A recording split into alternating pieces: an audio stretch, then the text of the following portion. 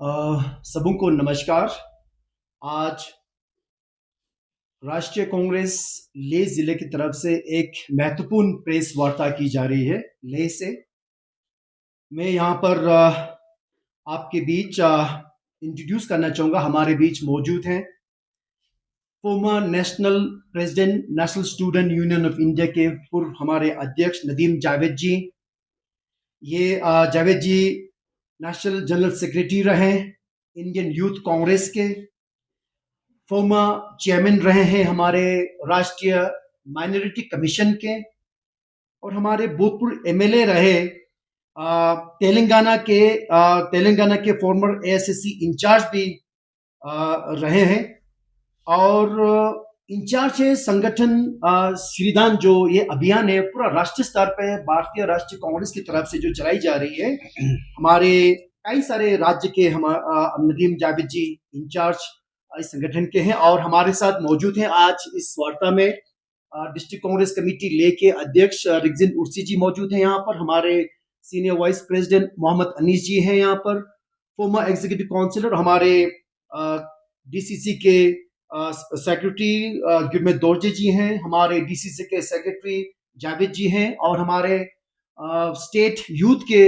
Vice president टुंडुम नुब्बू चीता जी हैं जो फॉर्मर काउंसिलर हैं, और मैं नामयल यहाँ पर आपके साथ मौजूद हूँ। मैं ज्यादा ना कहते हुए मैं नदीम जावेद जी से मैं गुजारिश करूंगा कि वो अपना विचार लद्दाख के निवासियों के सामने, लद्दाख के लोगों के सामने, हमारे लद्दाख के जाने पहचाने हमारे जो प्रेस के हमारे भाई बंधु हैं उनके सामने रखें। नदीम जी।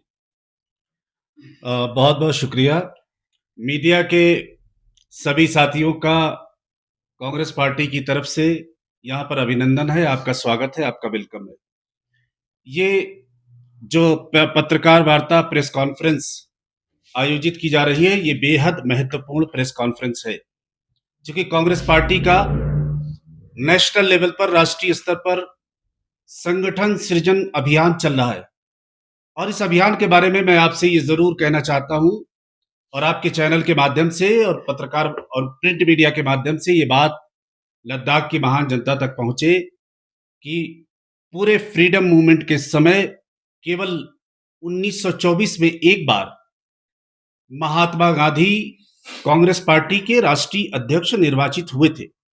2024 में यानी 100 वर्षों के बाद, और वो जो कार्यक्रम था वो कर्नाटका के बेलगामी में संपन्न हुआ था। उनकी याद में 2024 में बेलगामी में कांग्रेस पार्टी का एक अधिवेशन संपन्न हुआ। कांग्रेस वर्किंग कमेटी की मीटिंग हुई। कन्याकुमारी से कश्मीर और अटक से कटक तक के कांग्रेस के नेता वहां पर एकत्रित हुए, और सबकी ये समझदारी थी कि देश के अंदर 2014 के लोकसभा के चुनाव के बाद जो राजनीतिक विमर्श है, जो पॉलिटिकल नैरेटिव है, वो पूरी तरह से चेंज हो गया है, और जो नए टूल्स हैं, नए तरीके हैं, उसमें सबसे महत्वपूर्ण ये है कि हमें संगठन के निर्माण पर विशेष ध्यान देने की आवश्यकता है। उसी को मद्देनजर रखते हुए श्री राहुल गांधी जी ने देश भर के लगभग 300 महत्वपूर्ण नेताओं से संपर्क और संवाद स्थापित करने के पश्चात उन्होंने सबको जिम्मेदारी सौंपने का काम किया, और कोशिश ये की जा रही है कि देश के हर राज्य में कांग्रेस पार्टी अपने ऑर्गेनाइजेशन को, अपने संगठन को पूरी जिम्मेदारी के साथ जमीन के स्तर पर मजबूती से खड़ा कर पाए। मेरा यह सौभाग्य रहा कि मैं अब तक 8 राज्यों में संगठन सृजन के काम में सम्मिलित हो चुका हूं। सबसे पहले आंध्र प्रदेश के ओंगोल में, उसके पश्चात कर्नाटक के बेल्लारी में, महाराष्ट्र के थाने में, राजस्थान के धौलपुर और करौली में, मध्य प्रदेश के उज्जैन में, पंजाब के फरीदकोट में, और आपके स्टेट में। कुल 8 राज्यों में मैं संगठन सृजन अभियान का हिस्सा बनने का मुझे सौभाग्य प्राप्त हुआ है, और कांग्रेस पार्टी पूरी शिद्दत के साथ राष्ट्रीय स्तर पर संगठन के निर्माण में सफलतापूर्वक कामयाब हुई है। मेरे पास नुमरा जनपद की जिम्मेदारी थी। मैं और प्रदेश कांग्रेस कमेटी की तरफ से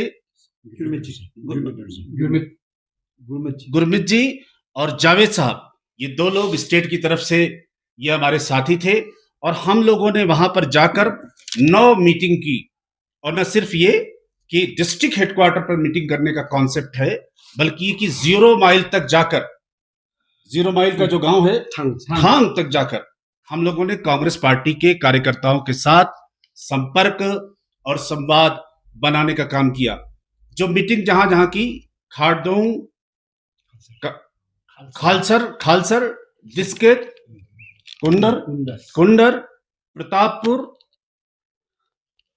कंपुक, बोगडांग, टोटुक, तिगार और थांग, इन जगहों पर हम लोगों ने कांग्रेस पार्टी के कार्यकर्ताओं के साथ बहुत तफसील से 5 दिन लगाकर बातचीत की।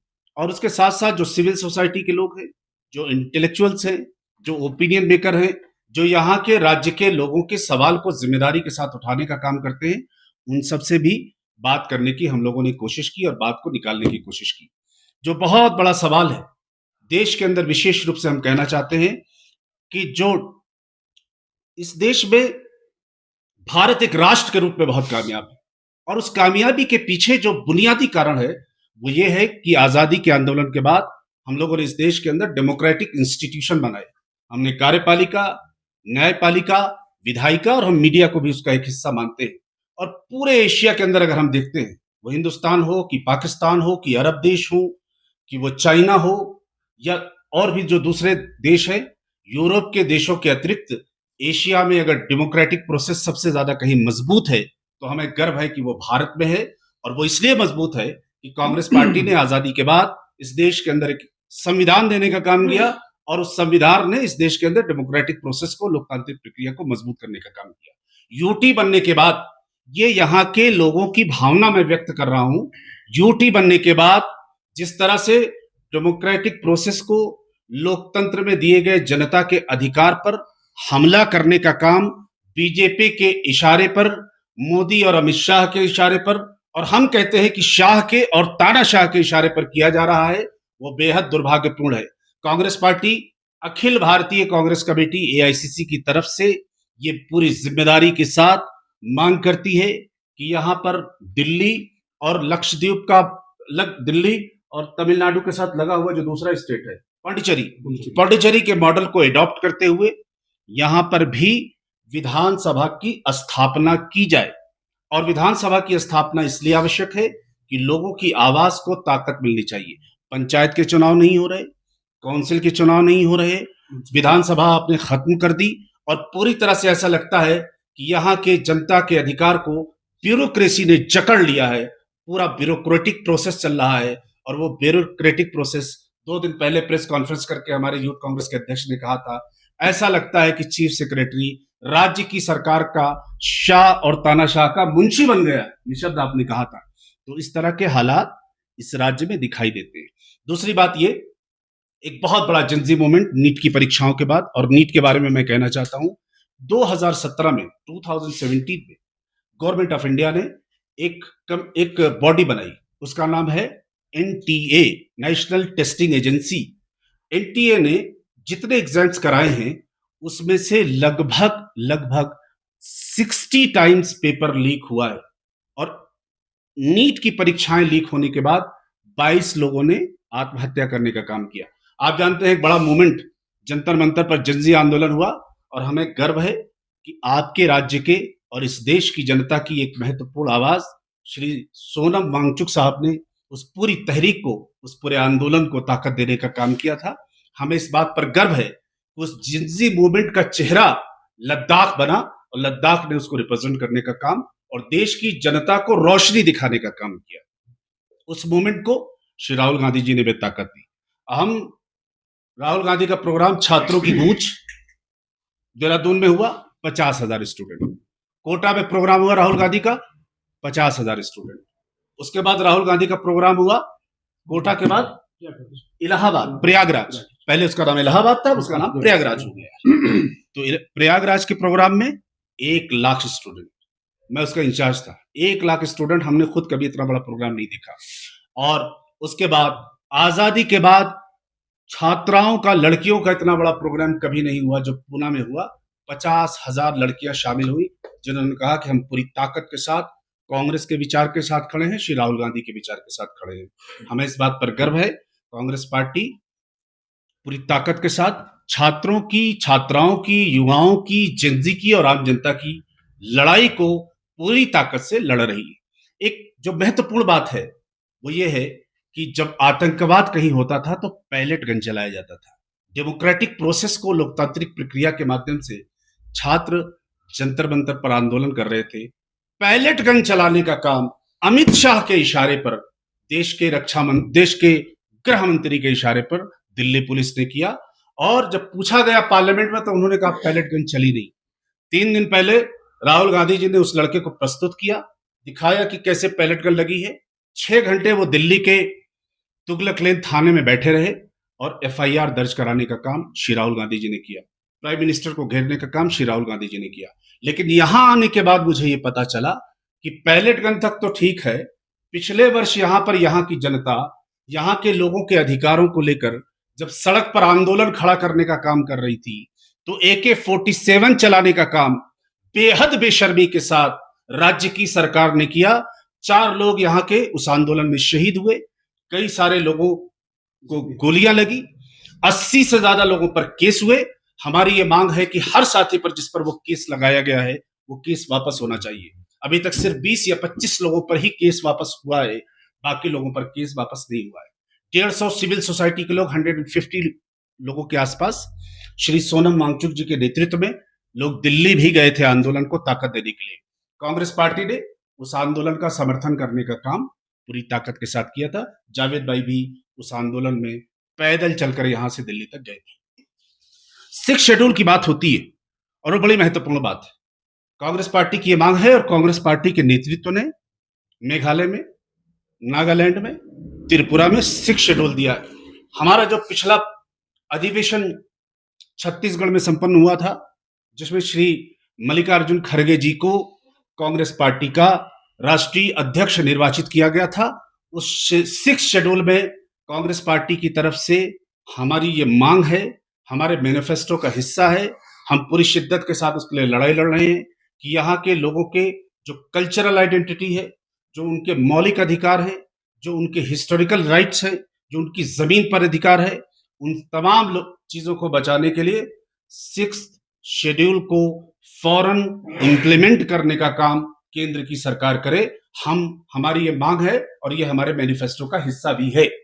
साथ ही साथ वातावरण जिस तरह का दिखाई दे रहा है, हमें लगता है कि 2029 का लोकसभा का चुनाव, जिसके लिए बीजेपी चाहती है कि डिलिमिटेशन हो, हम भी डिलिमिटेशन के विरोध में नहीं है, लेकिन डिलिमिटेशन को जिस तरह से बीजेपी करना चाहती है, कॉन्स्टिट्यूंसी के नेचर को, उसके मिजाज को अपने हिसाब से बांटना चाहती है, हम उसके खिलाफ है।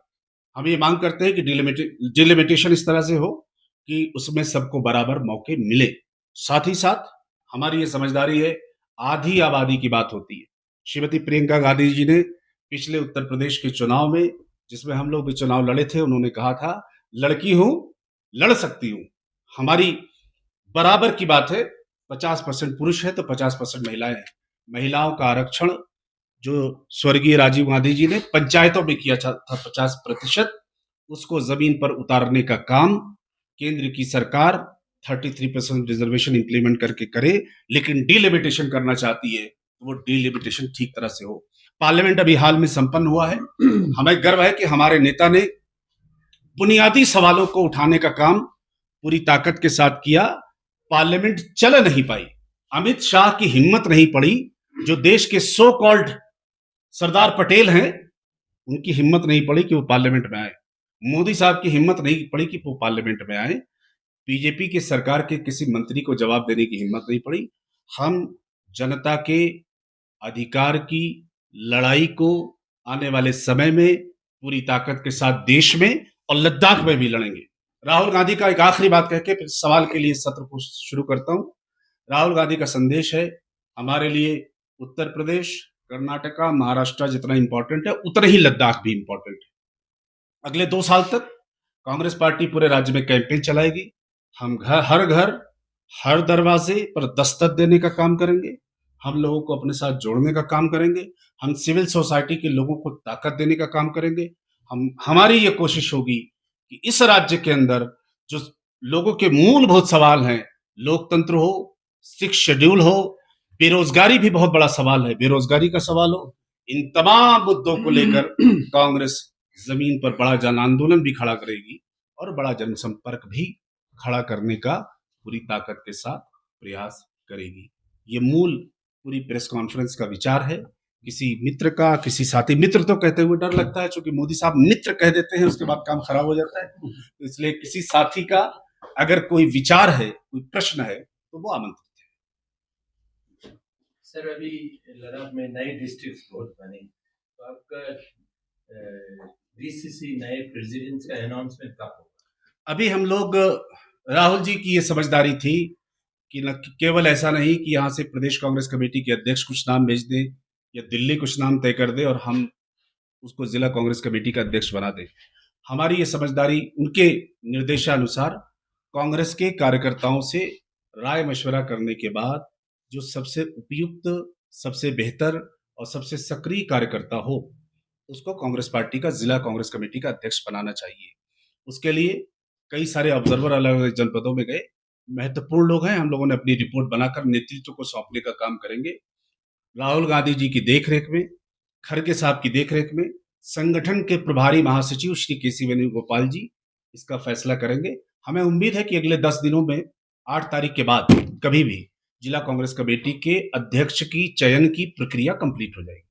सर, आपने कहा कि ग्रास रूट लेवल पे जिस तरह ये कैंपेन चलाया है और वर्कर्स को स्ट्रेंथन करने की बात करी है, कुछ अगर हम बीते हुए सालों की बात करें तो बहुत सारे ऐसे भी कांग्रेस वर्कर्स हैं जिन्होंने बीजेपी ज्वाइन किया है, तो उसको किस तरह से आप देखते हैं? क्योंकि जब स्ट्रेंथन की बात आती है तो हर एक वर्कर को स्ट्रेंथन करना उतना ही पार्टी की जरूरत होती है, क्या कहेंगे? देखिए, बीजेपी ने साम दाम दंड भेद की राजनीति न केवल आपके राज्य में बल्कि पूरे देश में करने का काम किया है।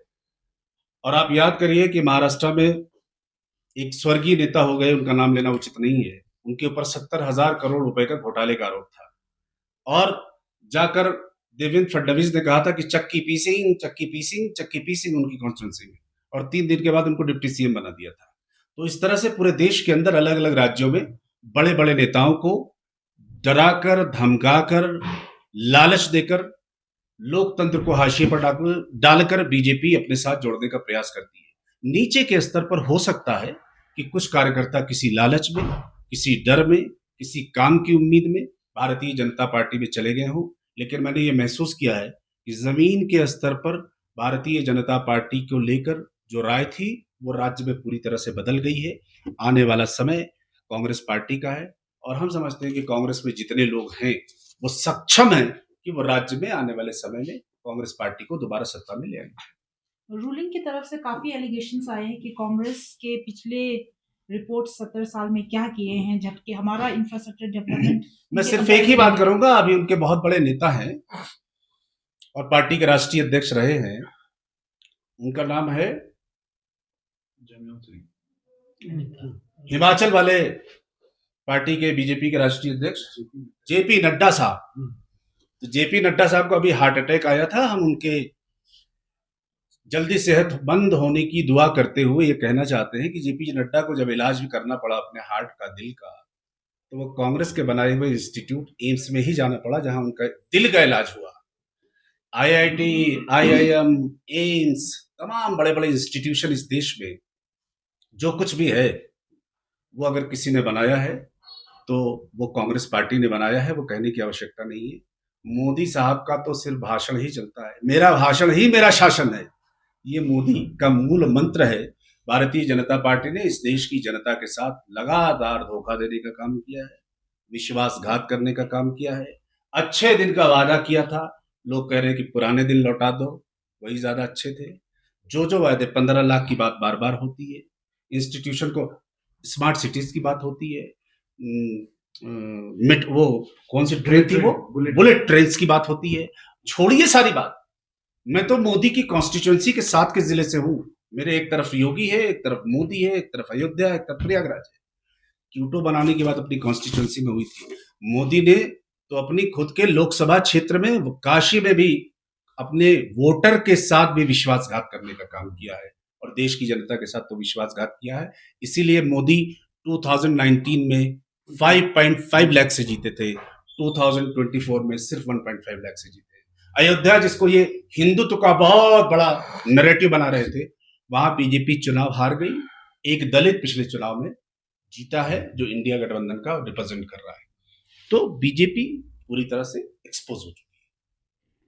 सर, जैसे आपने कहा कि मेघालय के एग्जाम्पल्स दिए हैं, जहाँ नागालैंड 6 शेड्यूल की जो बात करी आपने, तो यूटी भी एक डिमांड रहा 70 साल से लद्दाख के, तो वो कांग्रेस क्यों नहीं कर पाए? और अगर आप 6 शेड्यूल की अगर आप मांग कर रहे हैं अब लद्दाख, जो कि 371 पे बातचीत हो रही है, तो उसको कैसे फुलफिल किया जा सकता है अगर कांग्रेस अभी फिर से दोबारा गवर्नमेंट अगर संभालते हैं आने वाले दिनों में? देखिए, 370 एक आर्टिकल था, चूंकि जो पूरा जम्मू कश्मीर, JNK, जम्मू एंड कश्मीर और लद्दाख मिला के एक था। लद्दाख की अपनी एक अलग आइडेंटिटी है, कल्चर है, सिविलाइजेशन है, हिस्ट्री है। जम्मू की एक अलग कल्चर, सिविलाइजेशन, हिस्ट्री है। कश्मीर का एक अलग 370 आर्टिकल था, जिसकी वजह से कुछ चीजें करते चाहते हुए भी नहीं हो पा रहा था। लेकिन चूंकि 370 समाप्त हो गया है, 371 यहाँ पे इम्प्लीमेंट है, करने का है, सॉरी, करने का है। तो आने वाले समय में हम समझते हैं कि पार्टी का शीर्षस्थ नेतृत्व बैठकर इसके लिए रास्ता निकालेगा। चूंकि हमारे मैनिफेस्टो का हिस्सा है, ये मैं कोई प्रेस कॉन्फ्रेंस में अपनी बात नहीं कह रहा हूं, नेतृत्व का एक कमिटमेंट है कि हम यहाँ पर 6 शेड्यूल को इम्प्लीमेंट करेंगे। हम उम्मीद करते हैं कि जो हमने मेघालय में जिस तरह से किया, जिस तरह से हमने नागालैंड में किया, जिस तरह से हमने त्रिपुरा में किया, और एक और असम के कुछ हिस्सों में, पूरे असम में नहीं, कुछ पॉकेट में किया, बोडोलैंड में किया, उसी तरह से रास्ता यहाँ भी निकालकर 6 शेड्यूल को, पार्टी का कमिटमेंट है, उसको जमीन पर उतारा जाएगा। और हमारा वायदा बीजेपी की तरफ से जुमले नहीं होते हैं, कांग्रेस जो वायदा करती है उसको पूरा